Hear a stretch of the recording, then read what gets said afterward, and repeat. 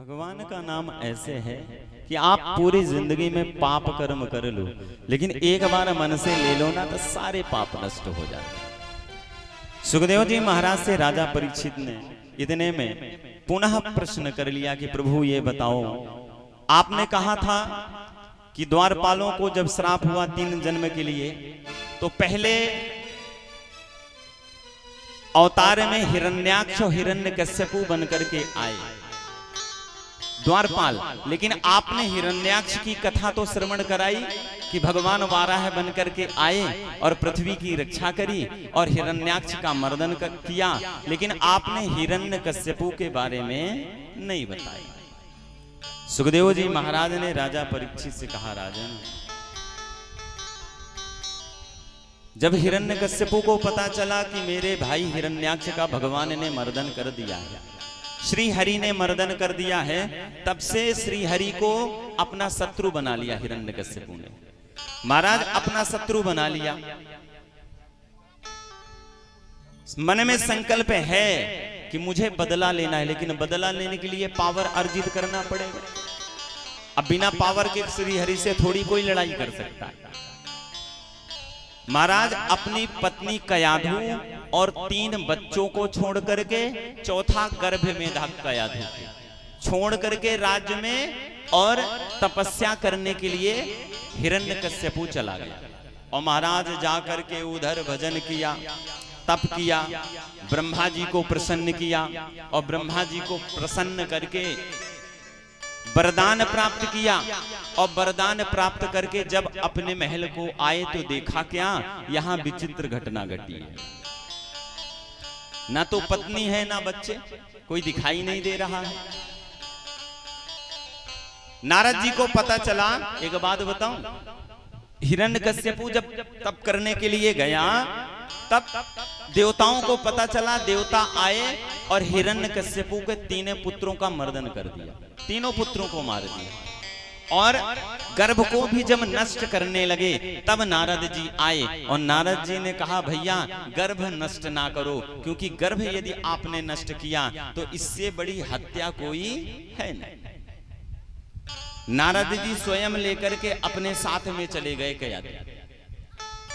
और महाराज जब पता चला कि अब तप करके हिरण्यकश्यपु आ गया है, तो पत्नी और नारद जी के ही सानिध्य में गर्भ से जो बालक हुआ था, नारद जी ने उसका नामकरण संस्कार किया था, महाराज प्रहलाद नाम रखा था। और महाराज आए, समर्पित कर दिया हिरण्यकश्यपु को।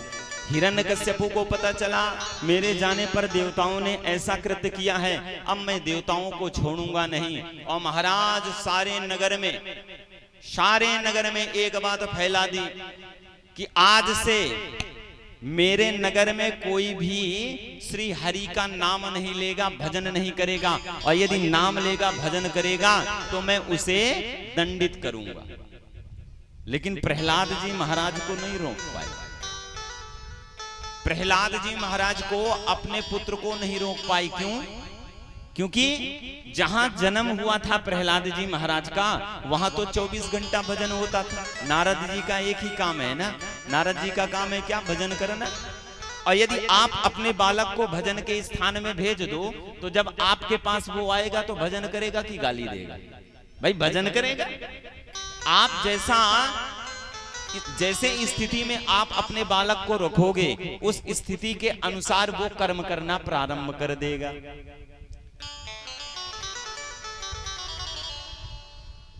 कई बार समझाया कि बेटा मान जा, मेरा शत्रु है श्री हरि, तो उसका नाम नहीं ले सकता। मेरा शत्रु है श्री हरि, तो उसका नाम नहीं ले सकता। एक काम कर, तू आज से मेरा नाम ले, पूजना है मुझे पूज, लेकिन श्री हरि को तू पूज नहीं सकता, नाम नहीं ले सकता। प्रहलाद जी मानने वाले तो है नहीं। पिताजी ने एक उपाय किया, शायद सुधर जाए, तो अपने गुरु के पुत्रों को बुलाया, संडा और मर्ग को। महाराज बुलाया और बुला करके कह दिया, ये मेरा पुत्र है, इसे आप ले जाओ, विद्या अध्ययन कराओ। और कौन सी विद्या अध्ययन करानी है? आसुरी विद्या अध्ययन करानी। ये धर्म को ना मानने वाला हो, अधर्म को मानने वाला हो, ऐसी विद्या अध्ययन करानी। देवताओं को न मानने वाला हो, असुरों को मानने वाला हो, ऐसी विद्या अध्ययन करानी है। और महाराज गुरुपुत्र ले गए पढ़ाने के लिए प्रहलाद जी को, और प्रहलाद जी पढ़ने के लिए गए। लेकिन प्रहलाद जी पहले से पढ़े पढ़ाए आए। प्रहलाद जी ने तो पढ़ रखा है ना, श्री हरि का नाम लेना है। संसार में जो है श्री हरि है, तो नारायण का ही नाम लेते, श्री हरि का ही नाम लेते, और दूसरा नाम कोई लेते नहीं। गुरु के पुत्र भी व्यतीत तो हो गए, बालक मान नहीं रहा है। इतने में कुछ सैनिक आए। जब कुछ समय व्यतीत तो हो गया तो सैनिक आए और सैनिकों ने कहा प्रहलाद जी को महाराज जी ने याद किया है। अब महाराज जी के सामने प्रहलाद जी को सामने ले गए। प्रहलाद जी खड़े हो गए हाथ जोड़ करके, पिताजी आदेश कीजिए, आपने हमें बुलाया है, बात क्या है?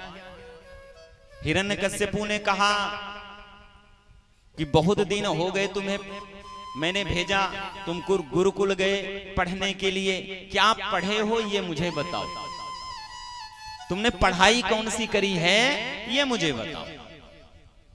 अब प्रहलाद जी महाराज हाथ जोड़ करके सामने खड़े हैं। प्रहलाद जी महाराज खड़े और प्रहलाद जी महाराज कह रहे हैं, पिताजी मैंने क्या पढ़ा है मैं आपको बताता हूं। श्रवणमो कीर्तनमो विष्णु स्मरणमो पाद सेवनमो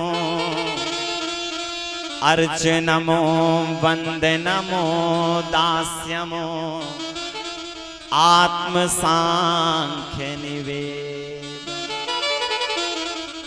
प्रहलाद जी कह रहे हैं, पिताजी मैंने जो पढ़ा है मैं आपको बताऊं। मेरे श्री हरि को प्राप्त करने के 9 प्रकार के मार्ग हैं।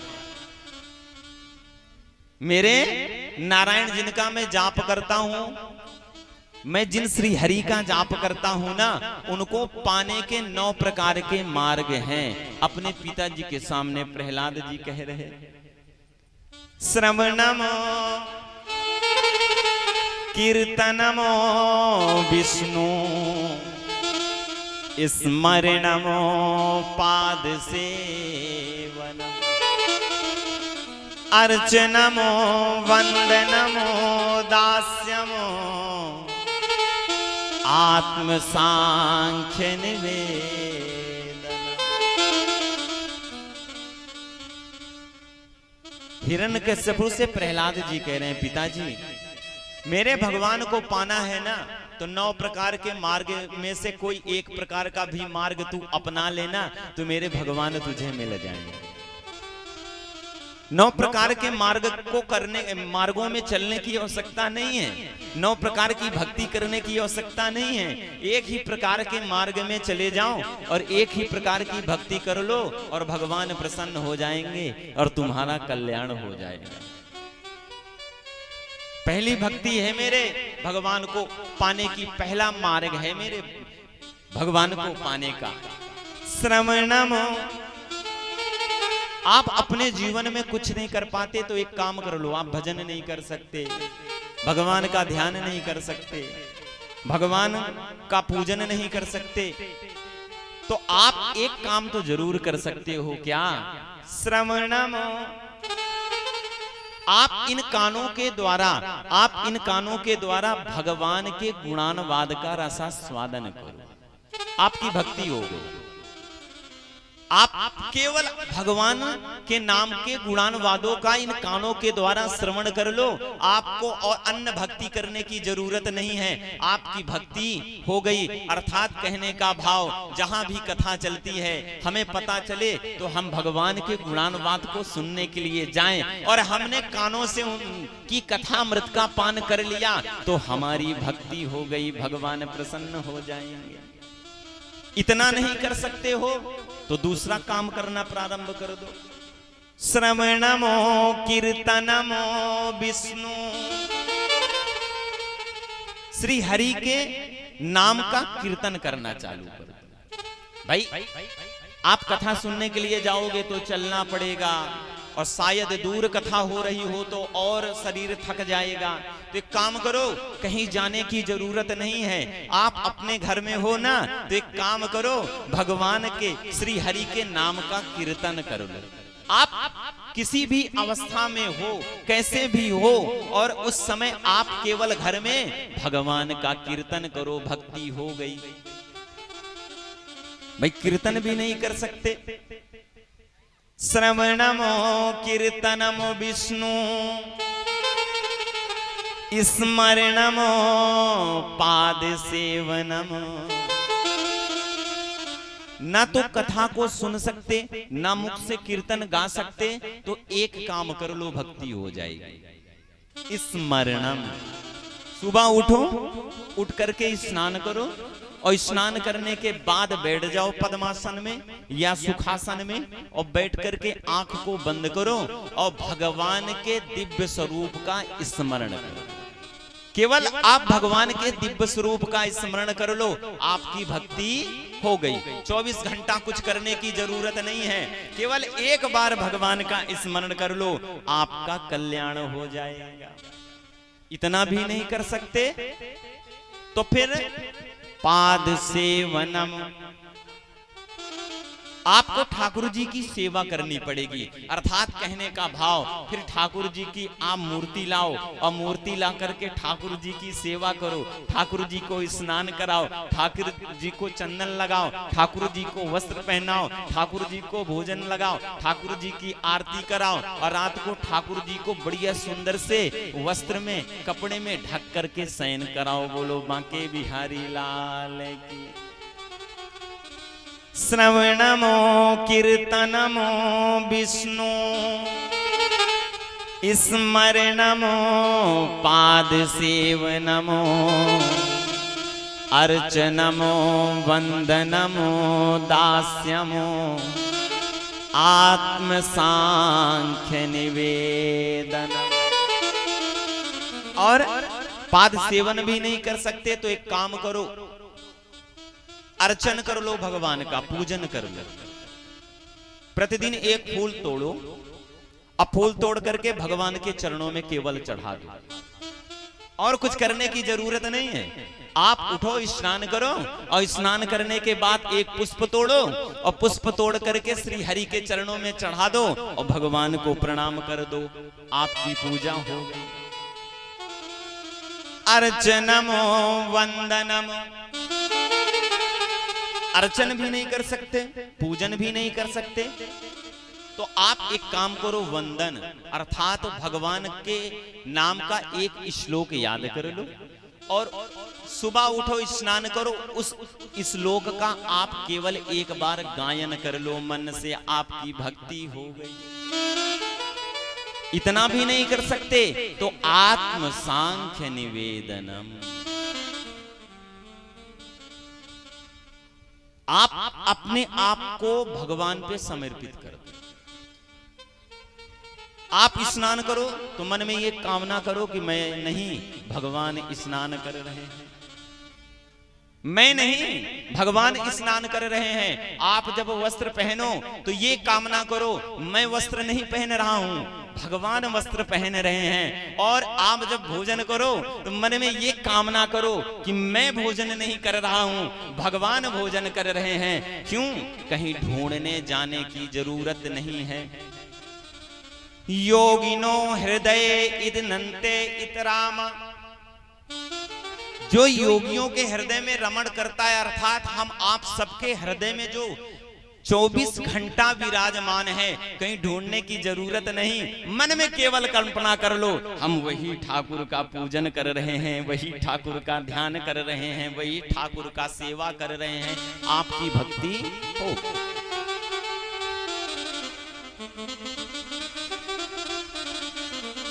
आप एक काम कर लो, 9 प्रकार के मार्गों में से कोई एक भी प्रकार के मार्ग में आप चल दिए ना, तो आपकी भक्ति हो गई और आपका कल्याण हो गया। हिरण्यकश्यपु क्रोध में आ गया, बेटा खबरदार, तू मेरे शत्रु के नाम को ले ही रहा है और ऊपर से मार्ग भी बता रहा है। बेटा इस बार यदि तूने मेरे शत्रु का नाम लिया ना तो तेरी खैर नहीं, तुझे छोड़ूंगा नहीं। महाराज पुनः भेज दिया, जाओ पढ़ाने के लिए गुरुकुल, फिर से पढ़ने के लिए प्रहलाद जी गए। अब तो संडामर्क सोच रहे हैं कि ये तो एक दिन अपने पिता के हाथों से हमारी हत्या करवाए। अब प्रहलाद जी जब पहुंचे गुरुकुल में तो सारी मित्र मंडली इकट्ठा हो गई। सारी मित्र मंडली आई और कहने लगी कि प्रहलाद जी, हमने सुना है कि आपके पिताजी आपको डांटते हैं और मना करते हैं कि श्री हरि का नाम ना लो, तो आप श्री हरि का नाम क्यों लेते हो? भाई आपको क्या जरूरत है श्री हरि के नाम को लेने की, और आपका श्री हरि देता क्या? भाई नाम उसका लो जो आपकी सेवा करता है, आपकी व्यवस्था करता है। आप उसका नाम ले रहे हो जो आपकी व्यवस्था नहीं करता। प्रहलाद जी के मित्र मंडली ये कह रही है। प्रहलाद जी ने कहा, प्यारे तुम्हें पता नहीं, देने वाला वही है। ये तो सांसारिक संबंध हैं। ये कौन है? ये सांसारिक संबंध हैं, ये स्वार्थ के संबंध हैं। एक पिता अपने पुत्र की सेवा करता है ना, उसे बड़ा करता है, तो उसके अंदर भी स्वार्थ है कि जब मैं वृद्ध होऊंगा और मेरा बेटा यह जवान होगा, युवा अवस्था को प्राप्त होगा, तब जब मैं वृद्ध हो जाऊंगा ये मेरी सेवा करेगा। और एक बात बताऊं, ये सांसारिक लोग साथ जाने वाले नहीं है, कोई साथ देने वाला नहीं है। केवल संसार में हमारा कोई साथ देगा तो भगवान का नाम ही साथ देगा। घरानि भूमौ पशवो हि गोष्ठ नारीग्रहम द्वार जना श्मशाने देहश्चितायां परलोक मार्गे धर्मानुगो गच्छत जीवैक। घरानि भूमौ, हम आप अपनी जीवन में नए से नए मकान बनवाते हैं, ढेर सारी जमीन लेते हैं, लेकिन जब ये शरीर से ये जीव छोड़ करके इस शरीर को जाने लगता है तो इस जीव के साथ में आपका ना तो घर जाता ना आपकी जमीन जाती। प्रहलाद जी कह रहे हैं, मित्र सुनो, ये संसार सब नासवान है। घरानि भूमौ पशवो हि गोष्ठ, और हम आप जो अपने जीवन में पशुपालन करते हैं ना, तो जब ये जीव इस शरीर को छोड़ करके जाने लगता है तो महाराज वो आपके पशु गौशाला तक ही रहते हैं, इस जीव के साथ में कोई जाता नहीं। घरानि भूमौ पशवो हि गोष्ठ नारीग्रहम द्वार जना श्मशाने। आपकी जो अर्धांगिनी होती है, जिसके साथ आप विवाह करते हैं, और 7 वचन जिसके साथ आप फेरे के समय लेते हैं, वो भी आपके साथ में नहीं जाते। ये जो कुटुंब परिवार वाले होते हैं ना, ये आपके साथ नहीं जाते। और महाराज विधान तो ये है, जब व्यक्ति मृत्यु को प्राप्त हो जाता है तो जब उसके शव को ले जाने लगते हैं तो नारी केवल घर के द्वार तक ही जाती है, इसके बाद श्मशान तक नहीं जाती नारी। और महाराज ये जो सांसारिक लोग हैं ना, ये जो सांसारिक लोग हैं, ये कहां तक जाते हैं? ये जाएंगे कहां तक? जहां आपको चिता में लिटा दिया जाएगा, आग लगा दी जाएगी, आपको फूंक दिया जाएगा, और महाराज आपको जलाने के बाद घर चले आएंगे। ये जीव के साथ कोई जाता नहीं है। ये जीव के साथ जाता है तो केवल एक वस्तु जाती है, धर्मानुगो गच्छत जीव एका। भगवान का नाम रूपी जो धर्म है, धन है, ये केवल आपके साथ में जाता है, दूसरा आपके साथ में कोई जाने वाला नहीं। प्रहलाद जी ने कहा कि आप कहते हो पिता की बात मानू ना। बेटा आप लोग भी जो मैं कर रहा हूं वो आप लोग करो। अपने मित्रों से कह रहे हैं आज मैं तुम्हें ऐसा खेल खिलाऊंगा, ऐसा खेल खिलाऊंगा जो तुमने कभी नहीं खेला। अब प्रहलाद जी खड़े हो गए। प्रहलाद जी ने कहा सब खड़े हो जाओ। सब खड़े हो गए। गोलाकार बना लो, आपस में हाथ पकड़ लो। सभी ने हाथ पकड़ लिया और महाराज जब हाथ पकड़ लिया प्रहलाद जी कहने लगे जो मैं गाऊंगा, जो मैं कहूंगा ना वही तुम लोग कहना, जो मैं कहूंगा वही तुम लोग कहना। और प्रहलाद जी भगवान का भजन करने लगे और गोल गोल घूमने लगे। सारे मित्र मंडली भजन कर रहे हैं, गोल गोल घूम रहे हैं महाराज। अरे मेरा दिल तो दीवाना हो गया राम नाम धुन गा के। मेरा दिल तो दीवाना हो गया राम नाम धुन गा के। मेरा दिल तो दीवाना हो गया राम नाम धुन गा के। मेरा दिल तो दीवाना हो गया राम नाम धुन गा के। जय हो।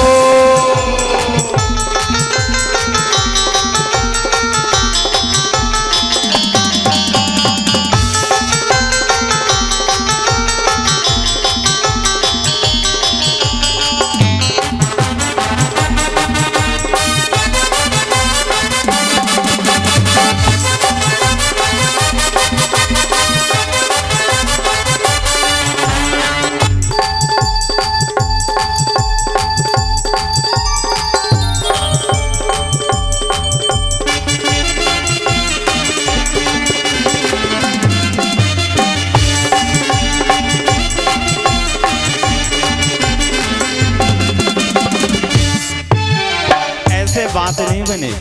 प्रहलाद जी गोल गोल घूम रहे हैं, भगवान का नाम ले रहे हैं। हम आपको भी नाम लेना है। हाथ ऊपर उठाओ। भगवान ने जिसे 2 हाथ दिए हैं वही हाथ ऊपर उठाना। जिसे 4 दिए हुए भूल में नहीं उठा देना, बगल वाला देख लेगा। सारे नगर में पता चला जाएगा सराय किले में कि फला व्यक्ति के 4 हाथ हैं। और कहना है ताली बजा के हर रोज प्रभु तेरा नाम जपूं। ओ हर रोज प्रभु तेरा नाम जपूं। हर रोज प्रभु तेरा नाम जपूं। हर रोज प्रभु तेरा नाम जपूं। तुझको ही पूजूं, तुझको ही ध्याऊं। तुझको ही पूजूं, तुझको ही ध्याऊं। तुझको ही पूजूं, तुझको ही ध्याऊं। ओ तुझको ही पूजूं, तुझको ही ध्याऊं। तू मिले तो गुलशन खिल जाए, तू मिले तो गुलशन खिल जाए। तुझे देख के नूर पिघल जाए, तुझे देख के नूर पिघल जाए। हर रोज प्रभु तेरा ध्यान धरूं। हर रोज प्रभु तेरा ध्यान धरूं। हर रोज प्रभु तेरा ध्यान धरूं। ओ हर रोज प्रभु तेरा ध्यान धरूं। तुझको ही सुमरूं, तुझको ही ध्याऊं। ओ तुझको ही सुमरूं, तुझको ही ध्याऊं। ऐसे नहीं, हाथ ऊपर उठा, ताली बजा के। मेरे मन में ठिकाना हो गया राम नाम धुन गा के। मेरा दिल तो दीवाना हो गया राम नाम धुन गा के। मेरा दिल तो दीवाना हो गया राम नाम धुन गा के। जय हो।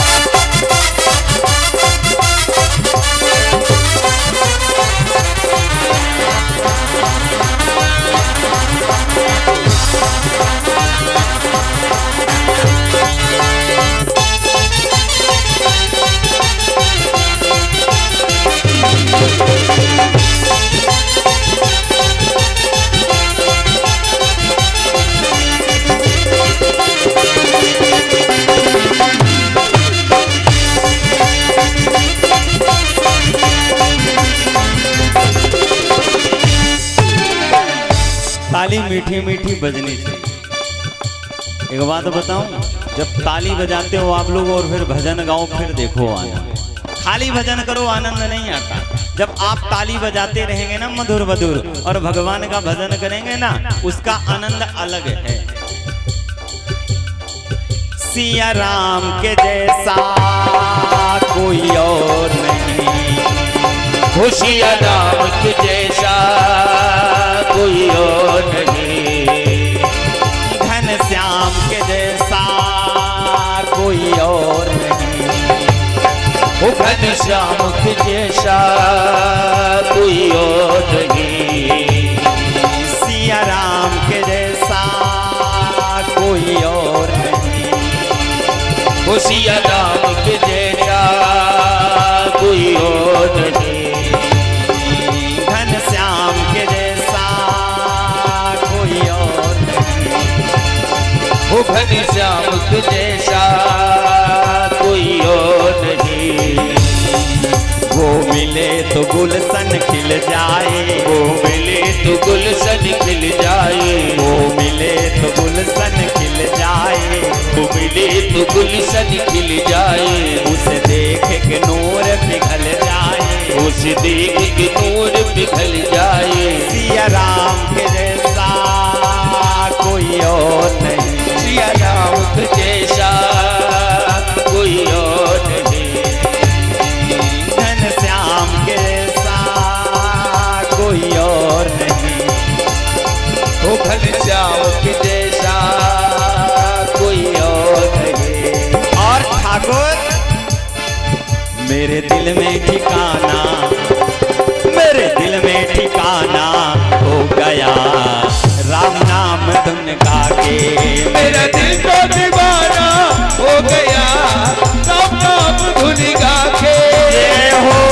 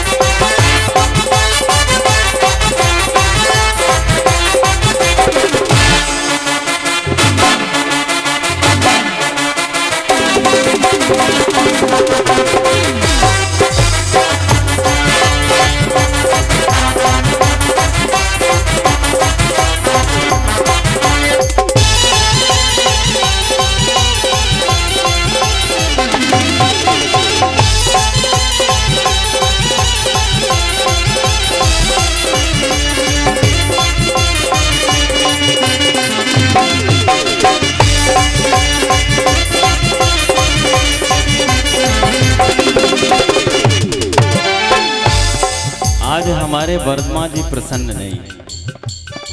ठाकुर के भजन में प्रसन्नता लानी पड़ेगी वर्मा जी। हाथ ऊपर उठा, और जो अब हाथ नहीं ऊपर उठाएगा उसको उसके बगल वाले की कसम। अच्छा, कुछ माताएं सोच रही हैं बापू जी ने बगल वाले की कसम रखाई, और शायद बगल वाली पड़ोसन कहीं अपनी दुश्मन बैठ गई तो बगल वाली मैया के सामने तो उठाने नहीं हाथ, जो होना है इसको होगा। लेकिन नोट रखना, जो हाथ ऊपर नहीं उठाएगा ना, बगल वाले की कसम है, आप भी किसी के बगल में बैठे होगे। नोट रखना, कहीं उसने नहीं उठाया ना। मुझे लगने लगी सिया राम रटन की, वो मुझे लगने लगी सिया राम रटन की, मुझे लगने लगी सिया राम रटन की, वो मुझे लगने लगी सिया राम रटन की। कुछ होश नहीं मुझे अपने तन की, वो कुछ होश नहीं मुझे अपने तन तन की। कुछ होश नहीं मुझे अपने धन की। वो कुछ होश नहीं मुझे अपने तन की। मेरे दिल में मेरे दिल में मेरे दिल में ठिकाना हो गया राम नाम धन गा के। मेरा दिल तो दीवाना हो गया राम नाम धुन गा के।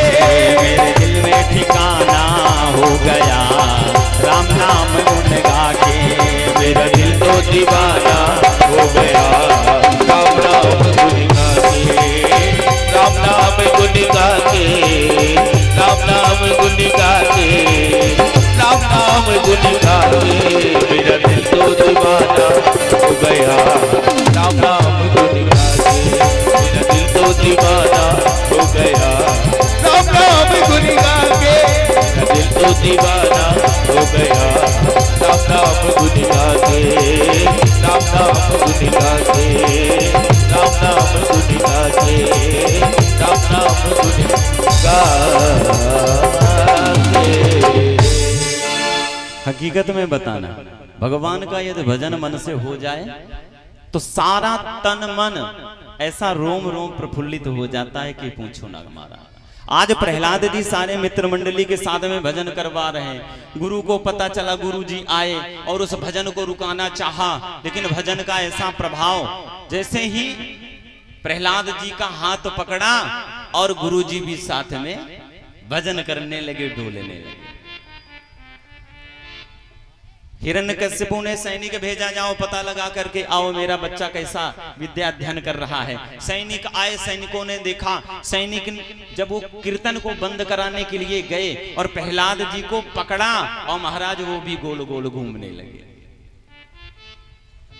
अब स्वयं हिरण्यकश्यपु आया और महाराज आकर के हिरण्यकश्यपु ने जैसे ही पकड़ा, लेस मात्र मन हिरण्यकश्यपु का भी ठाकुर के चरणों में चला गया। लेकिन इतना बड़ा पापी है कि तुरंत महाराज बाहर किया प्रहलाद जी को और कहने लगा कि अब तेरी खैर नहीं। महाराज कोट उपाय मारने के किए, सैनिकों को बुलाया, विशाल पहाड़ के ऊपर चोटी में ले जाकर के हिरण्यकश्यपु ने अपने पुत्र प्रहलाद को फिकवाया, लेकिन प्रहलाद जी का कुछ नहीं हुआ। महाराज विष का पान कराया, प्रहलाद जी का कुछ नहीं हुआ।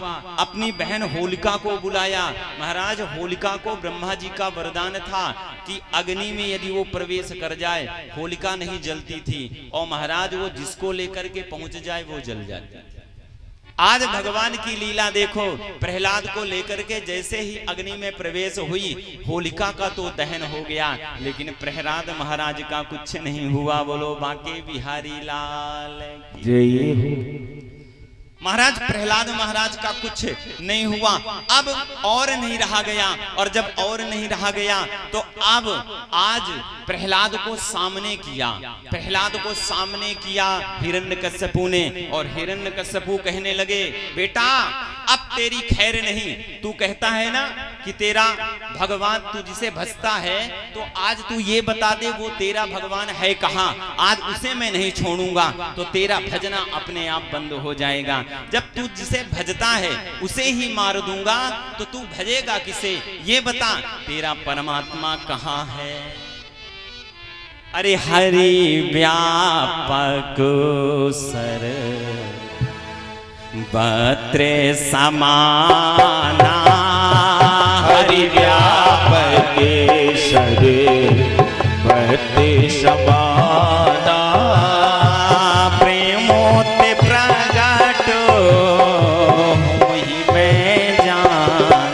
हो प्रेमित प्रगट होई मैं जाना। प्रहलाद जी कह रहे हैं, पिताजी आपने प्रश्न गलत किया।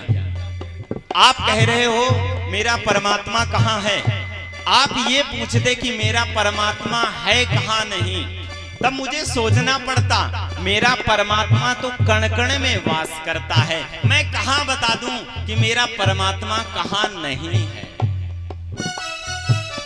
हरि व्यापक सर्वत्र समाना, हरि